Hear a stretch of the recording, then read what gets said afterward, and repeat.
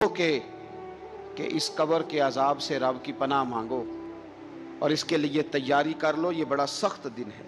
حضرت سعد بن معاذ رضی اللہ تعالیٰ عنہ کا جب جنازہ تھا، فرماتے ہم جا رہے تھے تو 5-6 قبریں تھیں، تو حضور نے فرمایا کن کی قبریں؟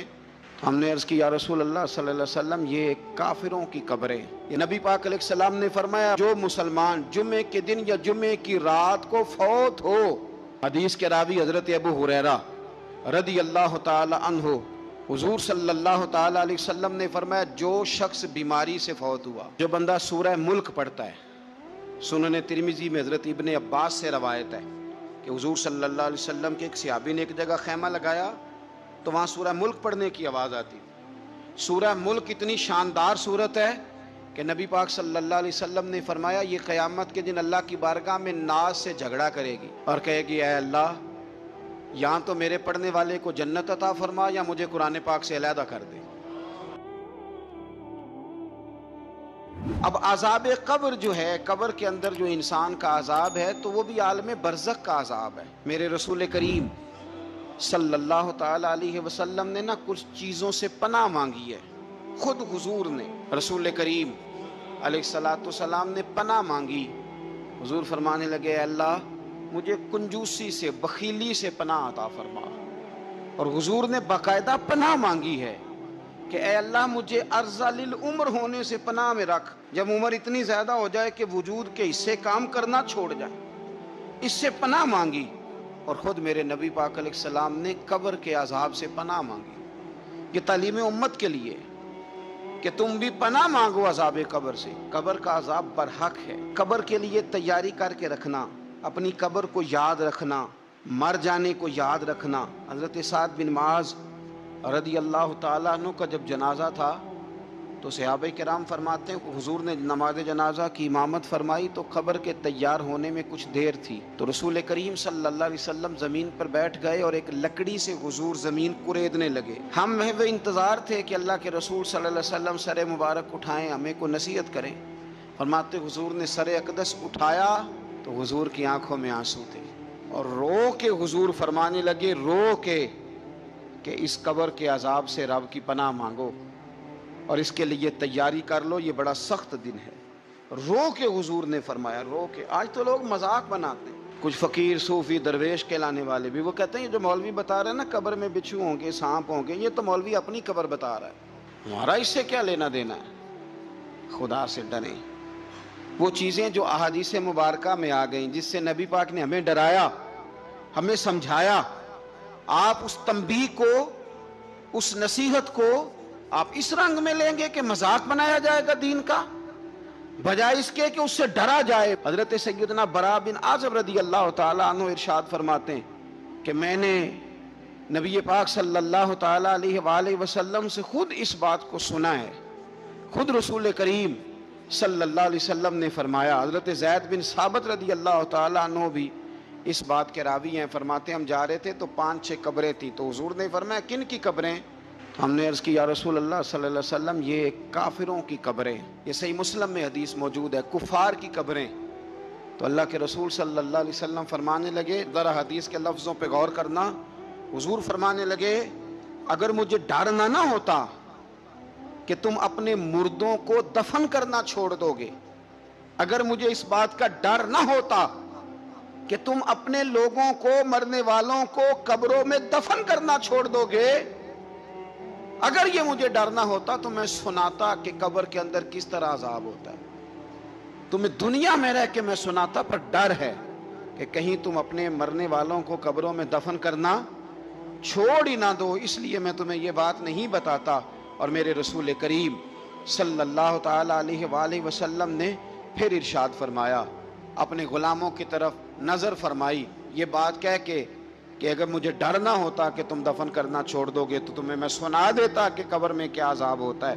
پھر حضور نے صحابہ سے فرمایا چلو بھائی دوزخ کے عذاب سے اللہ کی پناہ مانگو، تو سب کہنے لگے ہم دوزخ کے عذاب سے اللہ کی، صحابہ نے کہا ہم دوزخ کے عذاب سے اللہ کی پناہ مانگتے ہیں۔ پھر نبی پاک صلی اللہ تعالی علیہ وسلم نے ارشاد فرمایا تم سب کہو کہ ہم قبر کے عذاب سے اللہ کی پناہ مانگتے ہیں۔ تو صحابہ نے کہا ہم قبر کے عذاب سے اللہ کی پناہ مانگتے ہیں۔ پھر میرے رسول پاک علیہ الصلوۃ والسلام نے فرمایا تم کہو، سارے یہ کہو کہ ہم ظاہری اور باطنی فتنوں سے اللہ کی پناہ مانگتے ہیں۔ تو صحابہ نے کہا کہ ہم ظاہری اور باطنی فتنوں سے اللہ کی پناہ مانگتے ہیں۔ پھر میرے محبوب علیہ السلام نے فرمایا تم کہو کہ ہم دجال کے فتنے سے اللہ کی پناہ مانگتے ہیں۔ تو صحابہ کرام نے کہا کہ اے اللہ ہم دجال کے فتنے سے تیری پناہ میں آتے ہیں۔ نبی پاک علیہ السلام نے یہ الفاظ کہہ کے یہ بات بتلا کے ہمیں سمجھا دیا، ہمیں قائل فرمایا محبوب نے۔ یاد رکھنا، اس بات کو اچھی طرح سمجھ لینا کہ اگر مجھے ڈر نہ ہوتا کہ تم اپنے مردوں کو دفن کرنا چھوڑ دو گے تو تمہیں بتلا دیتا کہ قبر میں کتنا سخت عذاب ہوتا ہے۔ میرے عزیز، کچھ لوگ ایسے ہیں جن سے عذاب قبر ہوگا ہی نہیں۔ میرے رسول کریم صلی اللہ تعالی علیہ وسلم نے ارشاد فرمایا کہ جو اللہ کے رستے میں شہید ہو گیا، یہ سنن نسائی میں موجود ہے، اسے عذاب قبر نہیں ہوگا، بلکہ ایک حدیث میں تو فرمایا حساب کتاب ہی نہیں ہوگا، اللہ بغیر سوال جواب کے جنت عطا فرما دے۔ کچھ لوگوں کو لوگوں کی بخشش پہ بھی مسئلہ ہی بنتا ہے کہ کوئی بخشا نہ جائے۔ اور ایک صاحب کہہ رہے تھے جی یہ کیا معاملہ ہے کہ جمعے کو بندہ مر گیا یا فلانا ہو گیا تو اس سے حساب کتاب نہیں ہوگا، اتنے بڑے جرم لوگوں نے اتنے پاپ، اور جمعے کو مر گیا تو بخشا جائے گا۔ تو میں نے کہا جرموں کا بھی اسے حساب اللہ لے لے گا، لیکن میاں حساب کتاب کی ڈیوٹی نہ اللہ کی ہے تو بہتر یہ ہے کہ اسی کے ہاتھ میں رہے، تو نہ اپنے ہاتھ میں لینے کی کوشش کر۔ سنن ترمذی کی حدیث۔ ہمیں پتہ نہیں کیا مصیبت ہے، ہمیں پتہ نہیں کیا مسئلہ ہے۔ ایک جنازے سے میں نکلا، آپ یقین کریں کبھی کبھی کلیجہ پھٹ جاتا ہے۔ میں ایک جنازے سے نکلا تو میرے ساتھ ایک بندہ جنازہ پڑھ کے نکلا تو کہنے لگا جی پیر صاحب دیکھیں آج کتنی دنیا آئی ہے، حالانکہ یہ بندہ اس طرح کا تھا، اس طرح کا تھا، اس طرح کا تھا۔ میں نے اسے کہا یار تجھے تو فکر ہی لگ گئی ہے کہیں جنت میں چلا ہی نہ جائے، تو اس طرح کرنا جنت کے دروازے کے سامنے کھڑے ہو جانا ڈنڈا لے کے کہ میں نے نہیں جانے دینا۔ شرم آنی چاہیے ہمیں۔ اللہ فرماتے ہیں جنت اتنی چوڑی ہے جتنے زمین و آسمان، اس کی چوڑائی زمین اور آسمان کے برابر ہے، تو ہم تو اپنے علاوہ کسی کو جانے نہیں دینا چاہتے جنت میں۔ اور بس کریں، جنت خدا کا فضل ہے، اور اللہ فرماتے ہیں میرا فضل میں جسے چاہتا ہوں عطا کرتا ہوں۔ یہ سنن ترمذی کی حدیث، اور اس کے راوی حضرت عبداللہ ابن عمر رضی اللہ تعالیٰ عنہ، نبی پاک علیہ السلام نے فرمایا جو مسلمان جمعے کے دن یا جمعے کی رات کو فوت ہو اس کو اللہ تعالیٰ قبر کی آزمائش سے محفوظ رکھتا ہے۔ جو جمعے کی رات فوت ہو جائے یا جمعے والے، یعنی جمعے رات اور جمعے کی درمیانی رات چلا جائے یا جمعے والے، تو اللہ اسے عذاب قبر سے، تو میرے عزیز جو بندہ شہید ہو اس سے عذاب قبر نہیں ہوتا، جو آدمی جمعے کے دن یا جمعے کی رات چلا جائے اسے بھی عذاب قبر نہیں ہوتا۔ اور میرے رسول کریم صلی اللہ تعالیٰ علیہ وسلم نے فرمایا جو بندہ ایک دن اور ایک رات، یہ حدیث صحیح مسلم میں، سنن ترمذی میں، مصنف عبد الرزاق میں موجود ہے، ایک دن اور ایک رات اللہ کی رضا کے لیے اسلامی سرحد پہ پہرا دے۔ میں اور آپ سوئے ہوئے ہیں، لیکن وہ لوگ جو فوجی بارڈروں پہ کھڑے ہیں، دیکھو مدینے والے محبوب کس کس پہ کرم فرماتے ہیں۔ ساری عمر نہیں، 24-25 سال کی سروس نہیں، فرمایا ایک دن اور ایک رات اللہ کی رضا کے لیے جو اسلامی سرحد پر پہرا دے، مسلمانوں کو کافروں سے بچائے، رب اسے عذاب قبر نہیں دے گا، اسے اللہ تعالیٰ اپنے فضل سے معاف فرما دے گا۔ ایک رات اور ایک، آپ کیا سمجھتے ہیں کہ ان فوجیوں کی کوئی چھوٹی شان ہے، ان کا کوئی چھوٹا مرتبہ ہے؟ ایک دن اور ایک رات اگر یہ پہرا دیں تو اللہ انہیں اتنا انعام عطا کرتا ہے۔ اسی طرح سن لو، یہ ذرا غور سے سننا، ابن ماجہ کی حدیث، اور اس کے علاوہ مسند ابو یعلا میں موجود حدیث کے راوی حضرت ابو ہریرہ رضی اللہ تعالی عنہ، حضور صلی اللہ تعالی علیہ وسلم نے فرمایا جو شخص بیماری سے فوت ہوا، قربان جاؤں میرے محبوب نے بیماری کا نام ہی نہیں لیا، فرمایا کوئی بھی بیماری ہو، فرمایا جو آدمی بیماری سے فوت ہوا اللہ اسے شہادت کی موت عطا فرمائے گا، اور وہ عذاب قبر سے اور قبر کے امتحان سے بھی محفوظ رہے گا، اور حضور فرماتے ہیں اس کو صبح اور شام جنت کے باغوں میں سے رزق دیا جائے گا۔ جو کسی بھی بیماری سے مرا، یہ لوگ بیماری سے مر رہے ہیں تو لوگوں نے اچھوت سمجھ رہے ہیں، اچھوت، یہ اچھوت نہیں ہے، اس لیے کہ لوارث نہیں، یہ خدا رسول کے ماننے والے ہیں، تم انہیں اچھوت کہہ رہے ہو اور مدینے والے رسول انہیں شہید فرما رہے ہیں۔ حضور نے فرمایا جو بیماری سے مرے شہید ہے، وہ قبر کے عذاب سے محفوظ رہے گا اور جنت کے باغوں میں سے اللہ رزق دے گا۔ لوگ کہتے ہیں دیکھو جی بڑا تنگ ہو کے دنیا سے گیا ہے، تو اس بندے کو بھی عذاب قبر نہیں ہوتا۔ اسی طرح جو بندہ سورہ ملک پڑھتا ہے، سنن ترمذی میں حضرت ابن عباس سے روایت ہے کہ حضور صلی اللہ علیہ وسلم کے ایک صحابی نے ایک جگہ خیمہ لگایا تو وہاں سورہ ملک پڑھنے کی آواز آتی، کوئی بندہ پڑھنے والا نظر نہیں آتا تھا۔ جب حضور کی بارگاہ میں عرض کیا تو فرمایا وہاں قبر تھی اور قبر کے اندر بیٹھ کے میرا صحابی سورہ ملک کی تلاوت کر رہا۔ اگر ہمیں خسرہ نمبر یاد ہو جاتا ہے نا اپنی جگہ کا، اور ہمیں پتہ ہوتا ہے کہ میرے والا حصہ کتنے کروڑ کا ہے، اگر ساری کہانیاں ہمیں یاد ہوتی ہیں تو سورہ ملک بھی ہمیں یاد ہو سکتی ہے۔ موبائل پہ اس کو ریکارڈ کر لیں، پھر اس کو سنیں کبھی بھی سورہ ملک میں۔ اور ہمارے سلسلہ عالیہ میں تو سورہ ملک وظیفہ ہے۔ ہمارے الوظیفۃ الکریمہ میں اعلیٰ حضرت نے لکھا ہے کہ رات کو سورہ ملک اور سورہ یاسین کے بغیر سونا نہیں۔ سورہ ملک اتنی شاندار صورت ہے کہ نبی پاک صلی اللہ علیہ وسلم نے فرمایا یہ قیامت کے دن اللہ کی بارگاہ میں ناز سے جھگڑا کرے گی اور کہے گی اے اللہ یا تو میرے پڑھنے والے کو جنت عطا فرما یا مجھے قرآن پاک سے علیحدہ کر دے۔ میرے رسول کریم علیہ السلام نے مومن کی قبر کا حال بھی بتایا۔ سنن ترمذی میں صحیح ابن حبان میں حضرت ابو ہریرہ رضی اللہ تعالیٰ عنہ بیان کرتے ہیں کہ حضور صلی اللہ علیہ وسلم نے فرمایا جب میت کو قبر میں رکھا جاتا ہے تو اس کے پاس سیاہ رنگ والے اور نیلی آنکھوں والے دو فرشتے آتے ہیں اور اس کو اٹھا کے بٹھاتے ہیں۔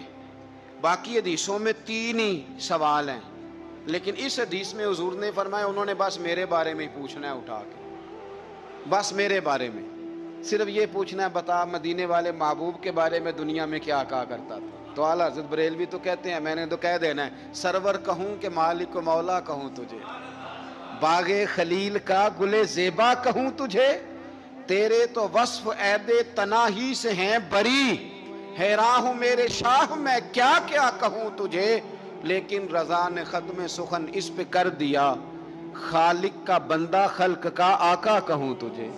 اور پیر میر علی شاہ صاحب کہتے ہیں میں نے وہاں یہ کہنا ہے کہ مکھ چند بدر شاہ شانی ہے تے متھ چمک دی لاٹ نورانی ہے، کالی زلف تے اکھ مستانی ہے، مخمور اکھی ہیں مد بھریاں، سبحان اللہ ماں اجمالا کا ماں اکمالا کا ماں اکسانا کا تے کتھے مہر علی کتھے تیری ثنا، مشتاق اکھیں کتھے جاڑی۔ تو نبی پاک علیہ السلام فرماتے ہیں میرے بارے میں پوچھیں گے، میرے بارے میں۔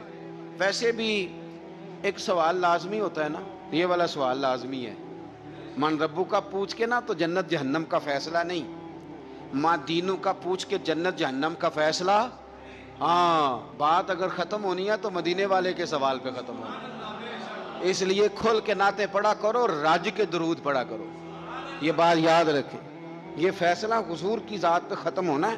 وہ شکایتیں کرتے ہیں نا لوگ آ کے، تو ایک بچی کو ہمارے ہاں داخل کرانے کے لیے ایک صاحب لے کے آئے تو کہنے لگے بڑا عرصہ اسے فلانے مدرسے میں داخل کرایا، سوائے نعتوں کے کچھ بھی نہیں سیکھا اس نے۔ تو میں انہوں آکھیا چاچا جی جڑی اصل کام سی وہ تو سیکھ گئی ہے نا تہاڈی بچی، قرآن و سنت بھی حضور کی نعت ہی ہے، لیکن آپ کو پتہ ہے کہ بات ختم مدینے والے کی نعت پہ ہی ہوتی ہے، حضور کا پیار اصل ہے۔ تو حضور فرماتے ہیں میرے بارے میں پوچھا جائے گا، وہ کہے گا کہ ان کے بارے میں کیا پوچھتے ہو، اشہد ان لا الہ الا اللہ واشہد ان محمدن عبدہ ورسولہ۔ تو فرماتے ہیں پھر اسے نا ایک طرف کھڑکی کھولی جائے گی تو جہنم کا دروازہ دکھایا جائے گا اور اسے کہا جائے گا اگر تو سوالوں کے صحیح جواب نہ دیتا تو دوزخ میں جاتا، لیکن اب تو نے صحیح جواب دیے ہیں۔ تو حضور فرماتے ہیں اس کی قبر 70 گز چوڑی اور 70 گز لمبی کر دی جائے گی۔ مسجد میں اے سی والے حال میں جگہ مل جائے تو بندہ بڑا سکھی رہتا ہے، اور صبح جائے بینک اور پہلی لائن میں موقع مل جائے تو بندہ بڑا سکھی رہتا ہے کہ میرا جاتے ہی کام ہو گیا۔ او خدا کے بندے، قبر بندے کی قبر، مکان اچھی سوسائٹی میں اچھا خستہ اور سستا مل جائے تو بندہ کہتا ہے کہ سودا بڑا بارے دا لب گیا، بھائی بڑا کمال ہو گیا، مزہ نہیں آ گیا۔ قبر 70 گز لمبی اور 70 گز چوڑی، اور یہ ترمذی شریف پڑھ رہا ہوں، بڑی مزیدار حدیث۔ نبی پاک صلی اللہ علیہ وسلم فرمانے لگے پھر اس کی قبر کو نور سے بھر دیا جائے گا۔ حضور کو پہچان گیا نا، قبر نور سے بھر دی گئی اور جب 70 گز لمبی کر دی گئی تو بڑے پیارے لفظ ہیں حدیث کے۔ حضور فرماتے ہیں وہ بندہ پھر فرشتوں سے ایک بات کہے گا، عربی میں بھی ہے اردو میں بھی ہے، وہ میرا دل کرتا ہے پنجابی میں بتاؤں۔ وہ نا فرشتوں سے وہ بندہ کہتا ہے جب قبر ہو گئی نا 70 گز لمبی 70 گز چوڑی اور نور سے بھر گئی، قربان جائیں، حضور فرماتے ہیں وہ مردہ وہ جو قبر میں پہنچا ہے، جب اس کی قبر کو یہ شان ملتی ہے تو فرشتوں سے پتہ کیا کہتا ہے؟ کہتا ہے میں گھر نہ دسا وہاں جا کے، یہ ذرا گھر نہ بتاؤں دوڑ کے، یہ ذرا میں اپنے گھر بتاؤں بھاگ کے کہ اللہ نے بڑی خیر کر دی، اپنی اماں نو دسا وہاں، میں بچوں کو بتا کے آؤں کہ موج بن گئی ہے، میں بتاؤں اپنی بیوی کو، بتاؤں اپنے بہن بھائیوں کو، میں گھر نہ دسا وہاں۔ قربان جائیں، میرے رسول کریم فرماتے ہیں فرشتے اس سے کہتے ہیں نہیں تو کسی کو نہ بتا، نم کا نومت العروس، تو اس طرح سو جا جس طرح پہلی رات کی دلہن سویا کرتی، وہ بڑے چاؤں میں سوتی ہے، وہ بڑے پریم میں سوتی ہے، نئی زندگی کا آغاز ہوتا ہے تو سوتی ہے، اور فرشتے کہتے ہیں اب تجھے وہی آ کے جگائے گا جو تیرے اہل میں تجھے سب سے زیادہ محبوب ہوگا، جو تجھے سب سے زیادہ محبوب ہوگا۔ میرا تو ایمان ہے کہ ہمیں تو قبر سے آ کے جگائیں گے بھی مدینے والے رسول، کہیں گے آؤ غلاموں چلیں، آؤ غلاموں۔ اور وہ کشمیر کے رومی وقت نے میاں صاحب نے کہا تھا بعد مرن دے قبر میری تے میرے اپیرا جے کر پامے پھیرا۔ آپ حسن دیکھیں کلام کا اور انداز دیکھیں، بعد مرن دے قبر میری تے میرے اپیرا جے کر پامے پھیرا، تے قبر دے وچوں ہڈیاں اٹھ کے مجرا کر سن تیرا۔ ایک دفعہ آ تو صحیح، میں لوگوں کو وجد کر کے دکھاؤں گا کہ دیکھو نا وہ آج آئے ہیں، وہ آئے ہیں میرے مزار پہ، آج دیکھو ذرا رنگ تو دیکھو کس طرح نرالا اور انوکھا ہو گیا، وہ خود آئے ہیں۔ مومن کی قبر جنت کا باغ بنے گی، اسے نوازا جائے گا، اسے دیا جائے گا، اسے عطا کیا جائے گا۔ ملا جامی نے اس کو لکھا ہے، ملا عبد الرحمن جامی کہتے ہیں سیدہ فاطمہ الزہرا کے پاس امام حسن اور حسین جب بھی جاتے تھے نا، بی بی صاحبہ یہ آیت پڑھ کے سناتی تھی، یہ آیت بی بی صاحبہ سناتی تھی کہ بیٹے نماز قائم رکھنی ہے، بھلائی کو حکم دینا ہے، برائی سے روکنا ہے، اور اس رستے میں جو مصیبت آئے گی اس پہ، اور ان ذالک من عزم الامور، بیٹے یہ معمولی کام نہیں، یہ بڑے عزم والے کام، یہ بڑے حوصلے والے۔ ماں جب ان لفظوں میں تربیت کرے، ماں جب کہے، دیکھا نا میرے بھائی، ماں جب سچ کا درس دیتی ہے تو بچہ سچ ہی بولتا ہے، اور اگر اماں کہے کہ بیٹے میں بات کرنے لگی ہوں تیری دادی کو نہ پتا چلے، یہ پپی کے سامنے نہیں کرنی، بلکہ کئی دفعہ اماں کہے ابا آئے نا رات کو تو اس کو نہیں بتانا، اور پھر اماں ٹھیک 15 منٹ کے بعد کہ بیٹا ہمیشہ سچ ہی بولنا، تو سچ بولے گا۔ کیوں بولے؟ کیونکہ اس لیے کہ اماں نے اسے پہلے بتا دیا ہے کہ سچ یہ بات کرنی نہیں کسی سے، میں کر رہی ہوں پر تو نے کسی سے نہیں کرنی، تو آپ نے 3 لیکچر تو اس کو جھوٹ کے دے دیے، اب اگر آپ اسے کہیں سچ بول تو وہ بولے گا۔ آپ نے خود کہا کہ بیٹے یہ ٹیلی فون اٹھا، اس بندے کے پیسے دینے، اس فون سن، اس کو کہنا کہ میرے ابا جی فون گھر میں بھول گئے۔ پھر دروازے پہ دستک ہوئی، آپ اندر بیٹھے تھے، بچے سے کہا کہ جا کے باہر کہہ دو کہ ابا جی گھر میں موجود ہے۔ پھر آپ نے ٹھیک 1 گھنٹے کے بعد اس کو سچ کا لیکچر دینا شروع کر دیا، بولے گا سچ؟ وہ بھی پھر جائے گا نا جب اپنے دوست کے گھر، تو ٹیلی فون ابا جی کا آئے گا تو دوست کو دے کے کہے گا ابا جی سے کہے کہ وہ ٹیلی فون میرے پاس بھول گیا، کیونکہ یہ آپ نے پٹی پڑھائی ہوئی ہے۔ یاد رکھیں گھر کے اندر جب تک آپ کا کردار، آپ کا اخلاص، آپ کا درد، حضرت غوث پاک جیلانی پیر بعد میں بنے، عالم بعد میں، اگرچہ پیدائشی ولی تھے، لیکن غوث اعظم کہتے ہیں میں نے سبق استاد کے پاس بعد میں پڑھا، میں نے حضرت ابو سعید مخزومی کے ہاتھ پر بیعت بعد میں ہوا، خلافت بعد میں ملی، سارا کچھ بعد میں ہوا۔ پہلے دن جب گھر سے نکلا، ابا جی میرے وصال کر گئے تھے، کہتے ہیں میری ماں نے، سید زادی نے مجھے گود میں لیا اور میرا ماتھا چوم کے کہنے لگی عبد القادر ایک وعدہ میرے ساتھ کر، زندگی میں تیری زبان سے جھوٹ نہیں نکلنا چاہیے، تیری زبان سے جھوٹ ہے۔ اور غوث پاک فرماتے ہیں جب میری ماں میرے ساتھ یہ بات کر رہی تھی تو میری ماں رو رہی تھی، رو رہی تھی۔ کبھی رو کے بھی کسی نے نصیحت کی ہے بچوں کو؟ حضرت غوث اعظم رضی اللہ تعالیٰ عنہ فرماتے ہیں مجھ پر میری ماں کی بات طاری ہو گئی، طاری ہو گئی میری ماں کی بات۔ وہ میری ماں نے آنسوؤں کے اندر لپیٹ کر جو مجھے تحفہ دیا تھا نا سچ کا، وہ میرے ذہن پر، دل پر، روح پر چھا گیا۔ اور ڈاکو جب لوٹنے آئے تو 100 دینار کپڑوں میں سلا ہوا تھا، وہ کبھی کسی نے ڈاکوؤں کو بھی بتایا کہ پیسے ہیں تو لے لو؟ یہاں تو شریعت بھی بڑی ساری گنجائش دیتی ہے کہ بچاؤ اپنا مال، لیکن غوث اعظم رضی اللہ تعالیٰ عنہ فرماتے ہیں ماں نے مجھے آنسوؤں میں لپیٹ کر دیا تھا، لپیٹ کر کے سچ بولنا ہے۔ تو مائیں عظیم ہو تو پھر بیٹے بھی عظیم ہی ہوتے ہیں، ماں عظیم ہو تو بیٹا بھی پھر عظیم ہی ہوتا ہے۔ لپیٹ کر سچ کا تحفہ دیا تھا۔ تو سیدنا غوث پاک فرماتے ہیں جب انہوں نے آ کے کہا نا کہ تیرے پاس کیا ہے، تو میں نے کہا 100 دینار ہے۔ اس نے جیبیں بھی کھولی، ہاتھ بھی کھولے، جوتے بھی اتارے، پگڑی بھی کھلوائی، کوئی شے نہ نکلی۔ تو کہتے ہیں وہ سردار کے پاس لے گیا، کہنے لگا سردار یہ عجیب بچہ ہے، کہتا ہے 100 دینار ہے، سارا ڈھونڈ لیا ملے نہیں، تو یہ جھوٹ بول رہا ہے۔ تو کہتے ہیں جب اس نے کہا نا جھوٹ بول رہا ہے، تو حضرت غوث اعظم کہتے ہیں مجھے جلال آیا، غصہ۔ میں نے کہا خبردار یہ بات نہ میرے ساتھ آج کے بعد کرنا، میں جھوٹ نہیں بولتا، یہ میرے قریب نہیں آ سکتا، خبردار۔ یہاں بچوں کو غصہ تب آتا ہے جب مرضی کا برگر نہ ملے، غوث اعظم کو غصہ کب آیا؟ خبردار سارا کچھ کر، آج کے بعد یہ لفظ نہ کہنا میں جھوٹ بولتا ہوں، عبد القادر جھوٹ نہیں بول سکتا، ہو ہی نہیں سکتا۔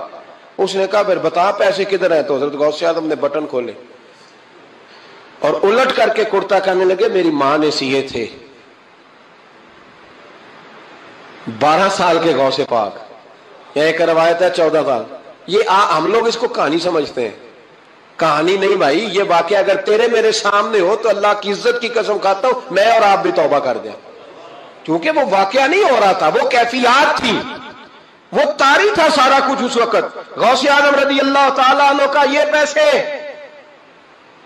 14 سال یا 12 سال عمر مبارک ہے، ڈاکو اس کا سردار کہتا ہے مجھے 22 سال ڈاکے مارتے ہو گئے تھے، اور 14 سال کا بچہ عشق لگا سی کھیڈا کھیڈ دی، 14 سال کا بچہ۔ غوث اعظم نے پلٹ کے دکھا یہ پیسے، تو وہ ڈاکوؤں کا سردار کہتا ہے کہ پتہ نہیں مجھے کیا ہوا کہ بچے کے جذبات کس طرح کے ہیں، افکار کس طرح کے ہیں، خیالات کس طرح۔ کہتا کہ کہاں جا رہے ہو؟ کہا میں علم سیکھنے بغداد جا رہا ہوں۔ تو کہا بیٹا دنیا پیسے چھپاتی ہے، تو نے بتایا کیوں؟ تو حضرت غوث اعظم نے پیسے اتار کے پھینکے، کہنے لگے پیسے تو رکھ، میں اس لیے بتا رہا ہوں کہ ماں سے وعدہ کر کے آیا ہوں کہ سچ بولوں گا، لے پیسے تجھے دے رہا ہوں۔ ڈاکوؤں کا سردار کہتا ہے بچے کی اتنی عمر نہیں جتنے مجھے پاپ کرتے سال گزر گئے، پر اس بچے کا ماں سے کیا ہوا وعدہ مجھے بدل گیا۔ میں دوڑ کے پیچھے گیا، میں نے کہا عبد القادر مجھے بھی یار بغداد ہی لے چل۔ کہا وہاں کیا کرنا ہے؟ کہا جس استاد کے پاس تو آگے بیٹھ کے پڑھے گا میں اس کے پیچھے بیٹھ جایا کروں گا، چلو بڑھاپے میں بھی کو رٹا لگا کے قرآن و سنت سیکھ جاؤں گا۔ تو کہتے ہیں تجھے کیا ہوا؟ کہنے لگے عبد القادر تو ماں سے کیا ہوا وعدہ نہیں توڑتا، میں رب سے کیے ہوئے وعدے توڑ رہا ہوں، توبہ میری۔ ڈاکوؤں سے کہنے لگے جاؤ کوئی سردار اور بنا لو، مجھے تو ماں بیٹے کا رشتہ جیت گیا ہے، یہ ماں بیٹے کا رشتہ مجھے جیت کے لے گیا، میں جیت گیا ماں بیٹے کے رشتے میں، یہ مجھے فتح کر گئے، تم کوئی اور سردار بنا لو۔ تو 22-23 ڈاکو تھے، پیچھے آ کے بیٹھ کہنے لگے سردار اگر گناہ اکٹھے کیے ہیں تو نیکیوں میں اکیلا تو نہ چھوڑ۔ او بھائی ماں بیٹے کا رشتہ اور ماں بیٹے کی تربیت، تو 14 سال کا بچہ توبہ کرا جاتا ہے، پر مصیبت یہ ہے کہ ہم وہ مائیں تیار کرنے میں کامیاب نہیں ہو سکے، لیکن ہم نے سدا ناکام نہیں رہنا، مائیں تیار کرنی ہے۔ مائیں تیار، یہ والا مطالبہ نا بیوی سے کرتے ہیں کہ میری بیوی فٹافٹ صحیح ہو جائے، بیٹی سے کریں یہ مطالبہ، بہن پر کریں یہ محنت، یہ والی میرے حضرت خنسا رضی اللہ تعالی عنہا، جناب خنسا حضور کی ایک صحابیہ ہیں، انہوں نے بعد میں کلمہ پڑھا۔ دور جاہلیت میں ان کا ایک بھائی قتل ہو گیا تھا، انہوں نے اپنے بھائی کے جانے پر، قتل ہونے پر ایک مرثیہ کہا تھا۔ وہ مرثیہ اتنا مشہور تھا کہ جہاں بھی پڑھا جاتا لوگ اپنا کوئی جانے والا یاد کر کے رونے لگ جا۔ ہمارے ہاں تو اب نعت خانوں نے رواج بنایا نا، جس کے گھر میں کوئی فوتگی ہوتی ہے اسے اور زیادہ رلاتے ہیں۔ میاں صاحب تو شعر لکھ گئے تھے، کوئی یہ تو نہیں انہوں نے کہا تھا کہ سارے کلاتے ہی پڑے اجے، انہوں نے تو شعر لکھا تھا نا، باپ مرے تے سر ننگا ہوندا تے پائی مرن تے کنڈ خالی تے ماما بعد محمد بخشا کون کرے رکھوالی۔ اب اس کو پتا ہے اس پہ روئیں گے بھی زیادہ، نوٹ بھی زیادہ دیں گے، تو ہر جگہ جا کے نا بات یہی چھیڑ دیتا ہے۔ اب وہ بیچارے بچے پہلے سے زیادہ روتے ہیں، تڑپتے ہیں، حالانکہ حکم یہ تھا کہ جب کسی جاؤ نا فوتگی پہ تو ان کو رلانا نہیں بلکہ ان کو حوصلہ دینا ہے۔ نعت خانوں کی بات ہوئی ہے تو آپ نے بڑا غور سے دیکھا ہے میری طرف, میں اور آپ بھی ایسے ہی کرتے ہیں. وہ جائیں گے نا تو پوچھیں گے یہ بچہ اس کا, یہ جو فوت ہو اس کا یہ بچہ, او ہو بیچارہ دیکھو نا چھوٹا سا تھا, اماں چلی گئی, بڑا مشکل ہے یتیموں کے لیے. تو یتیم چارہ نفسیاتی مریض بن جاتا ہے. وہ کہتا ہے بالکل چاچا صحیح کہہ رہا ہے, یتیموں کے بڑے برے حال ہوتے ہیں. اس طرح کر کے ہم نفسیات کمزور کرتے ہیں بچوں کی, حالانکہ بتانا چاہیے بیٹے فکر نہ کر, میرے نبی پاک بھی تو یتیم ہی پیدا ہوئے تھے نا, تو سارے یتیموں پر حضور کا سایہ ہے. بجائے حوصلے دینے کے ہم اور کمزور کرتے ہیں, اور زیادہ کمزور کرتے ہیں, اور زیادہ لوگوں کو تکلیف دیتے ہیں. تو قصیدہ جناب خنساء رضی اللہ تعالیٰ عنہ کا بڑا مشہور تھا, عربی قصیدہ لکھا تھا انہوں نے. کسی کے ہاں بھی کوئی انتقال کر جاتا تو ان کا وہ عربی قصیدہ پڑھا جاتا, اور جب وہ قصیدہ پڑھا جاتا تو لوگ دھاڑے مار مار کے روتے, دھاڑے مار مار. حالانکہ رونا رلانا اتنا اہم کام نہیں جتنا کسی کے دل کو تسلی دے دینا اہم کام ہے. اتنا کسی کی اشک شوئی, اشک آنسو نکالنا تو جرم ہے, آنسو پوچھنا ثواب ہے. یہاں لوگ رلانے کی ڈیوٹی کرتے ہیں, آنسو پوچھنے کی ڈیوٹی نہیں کرتے. حضرت جناب سیدنا خنساء رضی اللہ تعالیٰ عنہ, آپ کا وہ قصیدہ پڑھا جاتا, لوگ دھاڑے مار مار کے روتے. یہ وہی خنساء تھیں کہ جنگ احد سے کچھ مہینے پہلے کلمہ پڑھ کے مسلمان ہو گئی. یہ وہ بی بی مشہور شاعرہ جن کا قصیدہ رونے رلانے کے لیے پڑھا جاتا ہے. ان کے 4 بیٹے جوان تھے. احد کے لیے جب رسول رحمت صلی اللہ علیہ وسلم نے اعلان کیا نا, فوجی آئے, مائیں بہنیں بچے تیار کریں بھیجیں, تو ان کی سہیلیاں کہنے لگی کلمہ تو پڑھ گئی ہے, تیرے بچے بھی پڑھ گئے ہیں, پر تیرا سب کو پتا ہے تیرے بچے کوئی نہیں جائیں گے. اس لیے کہ ایک بھائی کے جانے پر تو نے قصیدہ لکھا ہے تو آج تک پڑھا جا رہا ہے, تو 4 بچے کیسے تیرا نہیں جاتا. جناب خنساء چوپ ہیں. جب جنگ احد کے لیے سپاہی اور مجاہد نکلنے لگے تو 4 بیٹے لے کے چوک میں آ گئی. وہ بی بی جس کا رونا دھونا مشہور تھا, وہ اپنے بچوں کو چوک میں کھڑا کر کے آتی, ادھر دیکھو, قسم ہے مجھے اللہ کی عزت کی, میں نے تمہارے باپ کے ساتھ, یہ ماں لیکچر دے رہی ہے اور چوک میں دے رہی ہے تاکہ دنیا کو پتہ چل جائے. جناب خنساء کا خطبہ مدینے کے چوک میں, کہنے لگی مجھے اللہ کی عزت کی قسم, میں نے جاہلیت کے زمانے میں بھی تمہارے باپ کے بستر کو کبھی ناپاک نہیں کیا, کبھی ناپاک نہیں کیا. میں نے طیب اور طاہر بچے پیدا کیے, اور میں نے تمہیں اپنے سینے سے اپنے وجود کی خوراک تمہیں دی, دودھ پلایا. میرے بچوں, سارا زمانہ جانتا ہے کہ میں کسی کی جدائی نہیں سہ سکتی. میرا بھائی گیا تھا تو میرا قصیدہ ضرب المثل بن گیا, دنیا پڑھتی ہے, پر اب سنو, اب میں مسلمان ہوں, اب میں رسول پاک کا کلمہ پڑھتی ہوں. یاد رکھنا, جب میدان میں تیر چلے نا اور تلواریں چمکے اور نیزے برسے تو سب سے پہلے زخم میرے بچوں کو آنے چاہیے. بچوں کی تربیت ماں کر رہی ہے, پہلا زخم تمہیں لگے. اور پھر کہنے لگی اگر میرا دودھ پیا نا تو پھر یاد رکھنا کوئی ایک تیر بھی تمہاری پشت پہ نہیں ہونا چاہیے, جتنے بھی کھانا سینے پہ کھا کے آنا. کوئی مجھے یہ نہ کہے تیرے بچے بھاگ گئے تھے اور پشت پہ انہوں نے تلواریں کھائی اور زخم کھائے, اور لوگ خبردار سینے پہ تیر کھانا, خبردار جرأت کا مظاہرہ کرنا. یہ خطبہ دے کے جناب خنساء اندر چلی گئیں. لوگ کہتے ہیں حیران رہ گئے. مزے کی بات یہ تھی, پھر بھی بیبیاں کہنے لگی خطبہ تو دے دیا ہے, دعا کرو اس کا کوئی بچہ شہید نہ ہو جائے. بڑے سخت قصیدے لکھتی ہے, شہید نہ ہو جائے, دعا کرو. لیکن اللہ بڑا ہی بے نیاز ہے, ان کے 4 بچے شہید ہو گئے. 18 زخم تھے بچوں کے پر, تھے سارے سینے پہ. 18 گھاؤ تھے تلواروں کے پر, سارے سینے پہ. میرے محبوب احد سے واپس آئے. او بھائی, 4 بیٹے جس ماں کے چلے جائیں, اس ماں کو تسلی کون دے. جناب خنساء کے کھڑی ہوئی تو صحابہ کہتے ہیں ہمارا خیال تھا کوئی درد والا شعر پڑے گی, رلا دے گی دنیا کو, لیکن میرے حبیب پاک نظر اٹھائی. کا خنساء تجھے پتا ہوگا تیرے 4 بیٹے شہید ہو گئے. کہنے لگی حضور یہی تو دکھ ہے. جب کہا نا یہی دکھ ہے تو کان کھڑے ہو گئے لوگوں. حضور یہی تو دکھ ہے, یہی تو پریشانی ہے. محبوب نے فرمایا کیا پریشانی ہے. کہنے لگی حضور یہی تو پریشانی ہے, میرے 4 تھے, دل کرتا ہے میرے 14 ہوتے. حضور یہی تو دکھ ہے, 4 تھے, دل کرتا ہے 400 ہوتا. 4 کروں تیرے نام پہ جان فدا, نہ بس ایک جان 2 جہاں فدا. سونیا میرا 2 جہاں سے بھی نہیں جی بھرا, میں کروں کیا کروڑوں جہاں نہیں.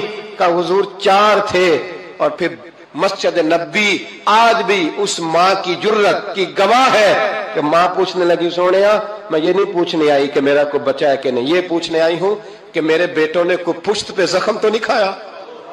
حضور کوئی پشت پہ زخم تو نہیں کھایا میرے بچوں نے؟ کوئی پشت پہ زخم؟ تو رسول پاک نے فرمایا خنسا تیری جرت کو اللہ قبول فرمائے، تیرے بچوں نے جتنے بھی زخم کھائے ہیں سینوں پہ کھائے۔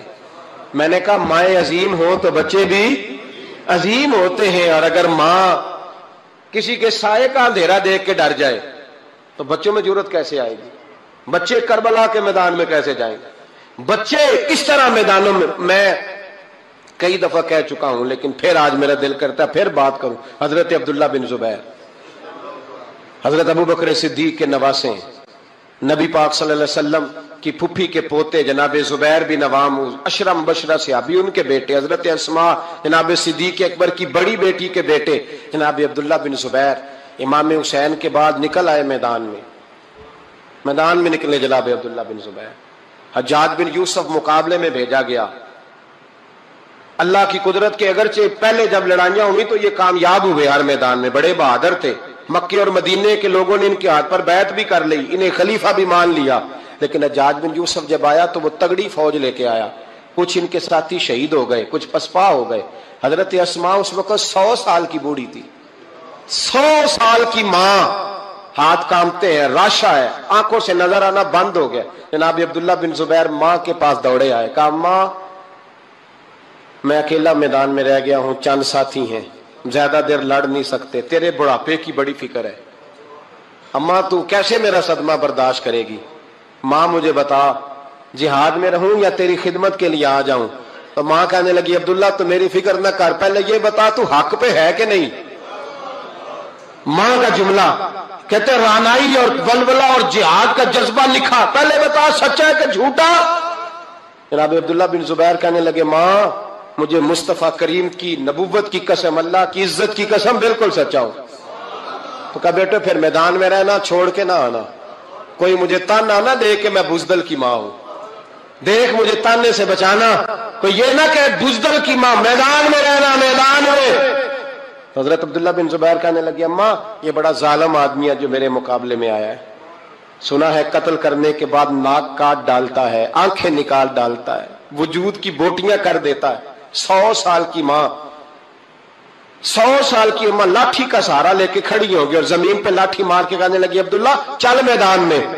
بیٹے بکرے کو صرف ذبح ہوتے وقت تکلیف ہوتی ہے، کھال اترتے وقت تکلیف نہیں ہوتی، پھر اس کی بوٹیاں کی جائیں تو اسے تکلیف، چل بیٹا میدان میں رہنا اور دیکھنا میں تجھے سلوٹ کروں گی۔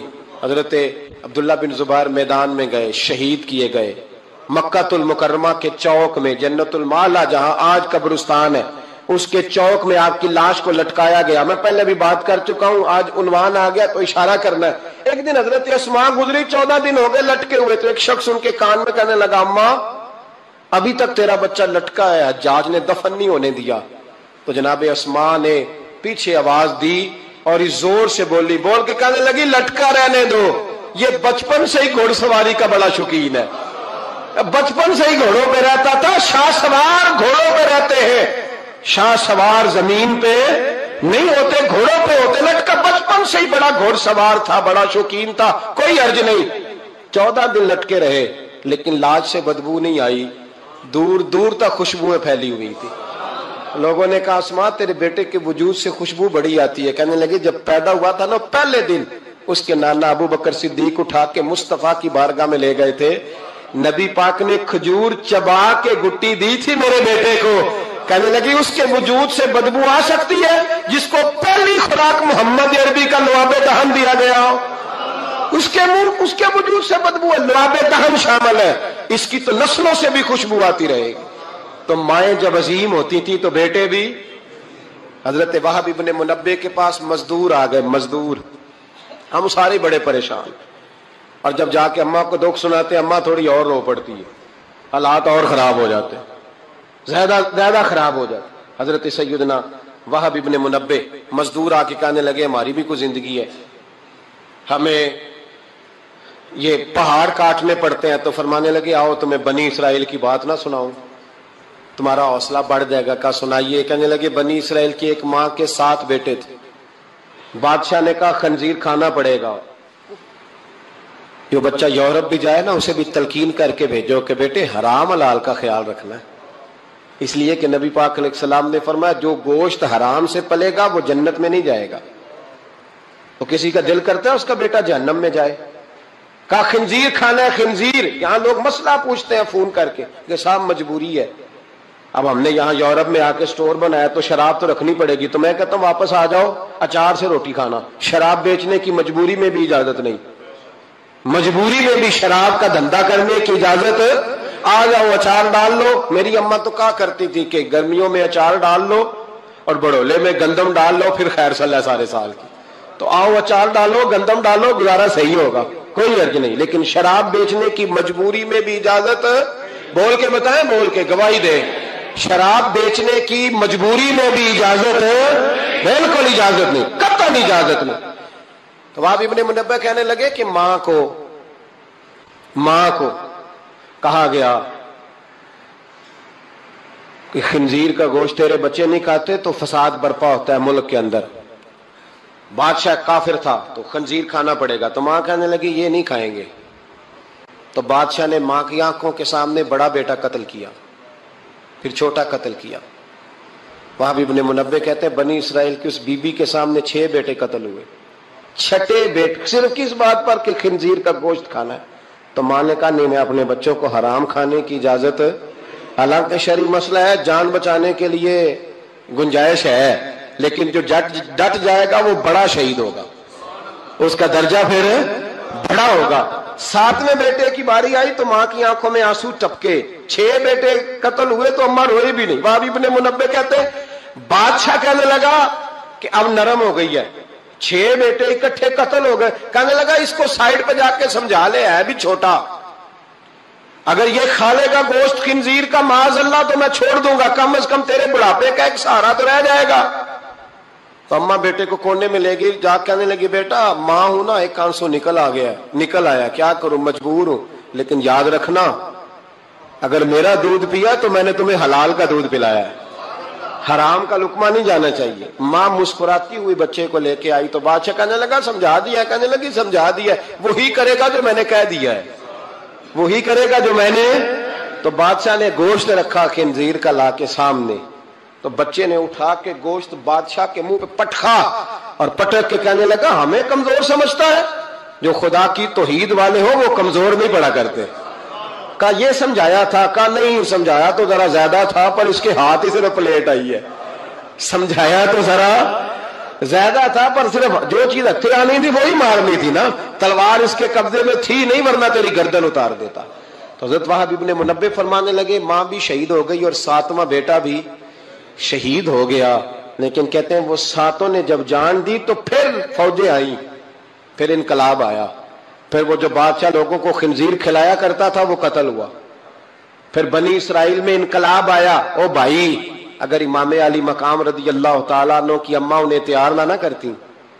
یہ دیکھیں نا میں اپنی بات نہیں کرتا. علامہ اقبال کہتے ہیں لوگ اقبال کہتے ہیں فارسی کلام اقبال کا اسرار بے خودی. اقبال کہنے لگے میرے پاس لوگ آ کے کہتے ہیں حسین کے خون میں بڑا کمال ہے. تو میں کہتا ہوں نہیں فاطمہ کے دودھ میں بڑی تاثیر ہے.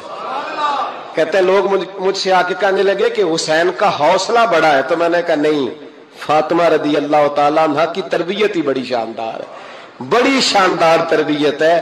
ماں فاطمہ ہو اور بیٹے حسن اور حسین نہ ہو تو یہ کیسے ہو سکتا ہے. یہ دلیری ہے یہ ہمت ماں کی دی ہوئی ماں کا دیا ہوا حوصلہ جو میدان کربلا میں لا کے کھڑا کیا.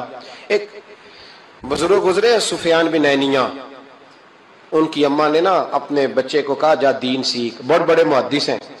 کہتے میں غریب تھا.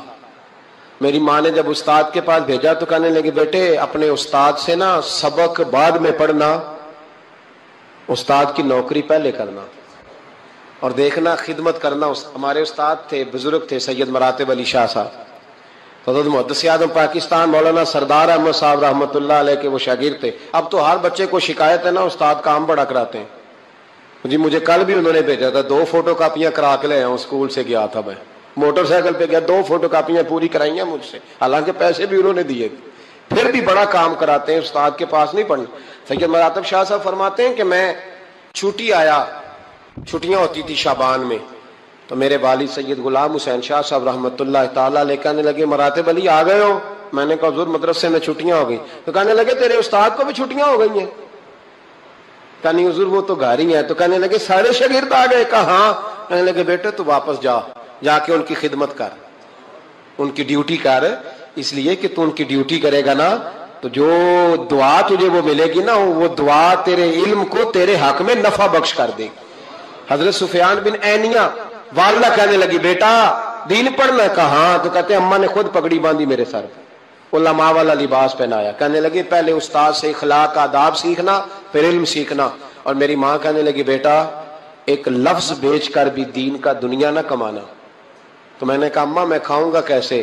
تو کہتے ہیں میری اماں نے نا چرخے کے اوپر چادر دی ہوئی تھی، وہ چادر اتار دی، کہنے لگی بیٹا جب تک میری ہمت ہے میں چرخہ چلاتی رہوں گی، تیرے خرچے پورے ہوتے رہیں گے۔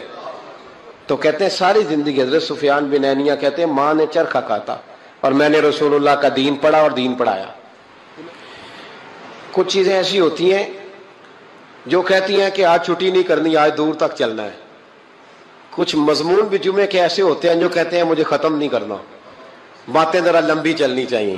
میں آپ کا لحاظ کرتا ہوں، میرے سجن بڑے سیانے میرے سامنے گھڑی لگائی ہے انہوں نے، سمجھدار لوگ اس طرح کے کام کرتے ہیں نا جی۔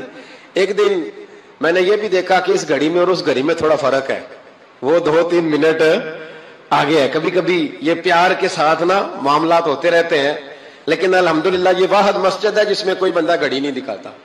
میرے خیال میں شاید یہ اور بھی ہوں گی، کوئی بندہ یہاں گھڑی نہیں دکھاتا الحمدللہ، بلکہ مجھ سے شکوہ ہی ہوتا ہے لوگوں کا کہ آپ جلدی چھٹی کر دیتے ہیں، تھوڑا زیادہ چلنا چاہیے۔ لیکن کچھ مضمون ایسے ہوتے ہیں میرا دل کرتا ہے لمبے چلیں، آپ یقین کریں میرا دل کرتا ہے، ایسے لگ رہا ہوتا ہے جیسے میں اپنی بات کر رہا ہوں، ایسے لگ رہا ہوتا ہے جیسے یہ ایسی کہانی ہے جو دل کرتا ہے دور تک چلے، لیکن میں نہیں لمبا لے کے جاؤں گا، میں چیزوں کو سمجھتا ہوں، وقت میں رہوں گا۔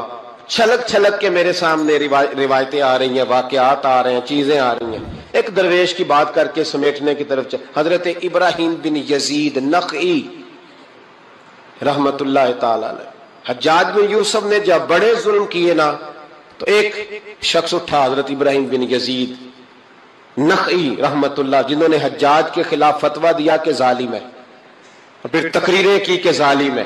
لوگ سمجھتے ہیں کہ علماء کی تقریروں سے کیا ہوتا ہے، علماء کی تقریروں سے انقلاب آ جاتا ہے۔ آپ یقین کریں علماء کا قلم تلوار سے زیادہ کام کر دکھاتا ہے۔ فتویٰ بھی دیا، تقریریں بھی کی، اس قدر زیادہ ان کے فتوے کی نقلیں تیار کر کے بانٹی گئی کہ حجاج پریشان ہو گیا، سپاہیوں کہنے لگا گرفتار کر کے لاؤ ابراہیم بن یزید نخعی، جہاں ملے گرفتار کرو۔ سپاہی گرفتار کرنے گئے، علماء اور مشائخ سے جو لوگ پیار کرتے ہیں نا وہ روح کی گہرائیوں سے پیار کرتے ہیں، جانے دیتے ہیں اپنے بزرگوں کے ناموں پر۔ لوگ ان کو اٹھا کے لے گئے، کہا بابا جی ہم حفاظت کریں گے، دور ان کو کہیں چھپا دیا۔ فتویٰ ان کا دھڑا دھڑ چل رہا ہے، اور بھی کوئی بات وہ کرتا تو آپ فتویٰ دیتے وہ چھپ جاتا، وہ چھپ کے اپنی ڈیوٹی کر رہے ہیں، اور ایک کونے میں بیٹھے مورچے میں، پھر بھی ان کا جو نظام ہے وہ پورا عروج پہ ہے، حجاج کی کرسی کانپ رہی ہے۔ حجاج نے ایک دن بلایا، کہنے لگا جو سپاہی ان کو گرفتار کرے گا نا، ایک سپاہی کو 1,500 دینار دوں گا، اس کو مکان دوں گا، جائیدادیں دوں گا، 1,500 ماہانہ اس کو تنخواہ ملے گی ساری زندگی، گرفتار کرو۔ اب وہ سپاہی گلیوں میں گھومنے لگے، کسی طریقے بابا پکڑا جائے، لیکن نہ پکڑے گئے۔ ایک دن ایک بزرگ تھے، ان کا نام بھی ابراہیم بن یزید تھا، لیکن وہ ابراہیم بن یزید نخعی تھے، یہ ابراہیم بن یزید تیمی تھے، یہ علاقہ تیم کے رہنے والے، عمر بھی تقریباً ایک جیسی تھی، محلہ بھی ایک تھا۔ تو وہ دروازے پہ نماز پڑھ کے باہر نکلے تو انہیں پتا ہے کہ لوگ ابراہیم بن یزید، پتا ہے انہیں، کہا تمہارا نام کیا ہے؟ کہنے لگے ابراہیم، والد کا نام کا یزید۔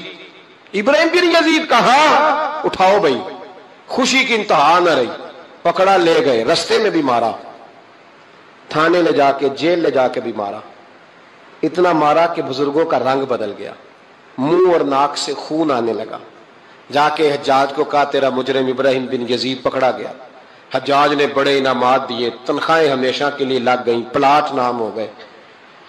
انہوں نے بتایا نہیں کہ میں تیمی ہوں، نخعی نہیں، مار کھاتے رہے، جیل میں رہے، اب فوجیں چپ کر کے بیٹھ گئیں. ان کا جو فتویٰ تھا وہ زیادہ پھیلنے لگ گیا، کیونکہ اب ان کی تلاش ختم ہو گئی، خطرہ ختم ہو گیا، کام وہ زیادہ کرنے لگ گئے. یہاں یہ گرفتار ہو گئے، حالات بڑے کٹھن ہوئے. کچھ علاقوں میں کچھ جیلیں سخت ہوتی ہیں. حجاج بن یوسف نے دماس نام کی جیل بنائی ہوئی، اس جیل میں جناب ابراہیم بن یزید تیمی کو ڈال دیا. آپ کی عمر 60 سال تھی، ماں کی عمر 90 سال تھی. ماں بیٹا ڈھونڈنے لگی، ڈھونڈتے ڈھونڈتے ڈھونڈتے ڈھونڈتے کسی نے بتایا کہ وہ ابراہیم نخعی کے دھوکے میں تیرے بیٹے کو لے گئے. ماں جیل پہنچی، بیٹا ماں سے جب ملا تو بیٹا قدموں میں گرا. چہرہ دیکھ کے ماں کا کلیجہ پھٹ آیا، اتنے زخم میرے بیٹے کے وجود پر. کہا بیٹا انہیں بتایا کیوں نہیں کہ تو تیمی ہے نخعی نہیں، بتایا کیوں نہیں؟ تو جناب ابراہیم تیمی نے ماں کے منہ پہ ہاتھ رکھا. اماں چپ کر جا، میں ایک جاہل آدمی ہوں، میرے وجود سے امت کا فائدہ کوئی نہیں، وہ رسول اللہ کے دین کا چمکتا ہوا چراغ ہے. اماں ان کی وجہ سے کتنے سینے روشن ہیں، کتنے دلوں میں ایمان کی تازگی ہے، کتنی آنکھوں میں رسول اللہ کی محبت کا نور ہے. اماں ابراہیم بن یزید نخعی کی وجہ سے ظالم کانپ رہے ہیں، ڈر رہے ہیں، اور مظلوم اٹھتے ہیں کہ ہمارا بھی کوئی ہے نام لینے والا. تو اماں نہ، میری وجہ سے اگر وہ بچ سکتے ہیں تو میں کئی جانے دینے کو تیار ہوں. مہربانی کر اماں، تو نے نہیں کہنا، تو نے کسی کو بتانا نہیں. ماں کہنے لگی بیٹا تو نبی پاک کے دین کے غلام پر جان دینے لگا؟ کہا ہاں. اماں کہنے لگی پھر میں کسی کو بتاؤں گی نہیں، بلکہ میں تیرے حوصلے کی دعا مانگوں گی. اور ماں کہنے لگی بیٹا اگر قیامت کے دن اللہ نے مجھ سے پوچھا نا کہ تیرے بیٹے نے تیرے حق ادا کیے کہ نہیں کیے، تو میں کہوں گی مالک میں اپنے بیٹے سے بڑی راضی ہوں، اور اللہ میرے بیٹے کو بغیر حساب کتاب جنت دے، میں تیرے لیے دعائیں مانگوں. ماں تسلی دے کے بیٹے کو گھر آ گئی. حضرت ابراہیم تیمی کو اتنا مارا کہ 3 دن کے بعد جیل میں شہید ہو گئے. جب وہ شہید ہوئے، حجاج بن یوسف رات کو خواب دیکھتا ہے کہ آج تیری سلطنت میں کوئی جنتی فوت ہو گیا، جنتی فوت ہو گیا. جنتی حجاج نے پورے ملک میں پتہ کرایا تو کہا ایک ہی بندہ فوت ہوا ہے جو جیل میں تھا. تو حجاج آئے وہاں. جس وقت حجاج وہاں پہنچا نا، سرانے آ کے میت کے کھڑا ہوا، اسی وقت ایک تازہ فتویٰ آیا، کیونکہ حضرت ابراہیم نخعی کو نہیں خبر تھی کہ میری جگہ پہ وہ بندہ شہید ہو. تازہ فتویٰ آیا کہ سنا ہے آج صبح ایک اور بندہ اس کے تشدد سے قتل ہو گیا، مسلمانوں پہ ضروری ہے اس ظالم کے خلاف اٹھیں. جب فتویٰ پڑھا تو نیچے دستخط تھے. ابراہیم بن یزید نخعی کہنے لگا ظالم ہو، یہ تو خواب میں دیکھیے جنتی بہت ہو گیا، تو یہ اگر ابراہیم نخعی نہیں تو یہ فتویٰ کس کا آیا ہے؟ تو لوگوں نے کہا حضور پہلے بھی ہمیں کسی نے بتایا تھا یہ تیمی ہے نخعی نہیں. یہ بولے نہیں، ان کے نام پہ جان دے گئے. کہنے لگا پھر پکڑو ابراہیم نخعی کو. تو حضرت سعید بن جبیر پیچھے کھڑے تھے، کندھے پہ ہاتھ رکھ کہنے لگے حجاج بس کر بس کر، آپ ان کے پیچھے فوجیں نہ دوڑانا. جن کے نام پر جان دینے والے جنتی ہیں اس بزرگ کی اپنی شان کتنی ہوگی.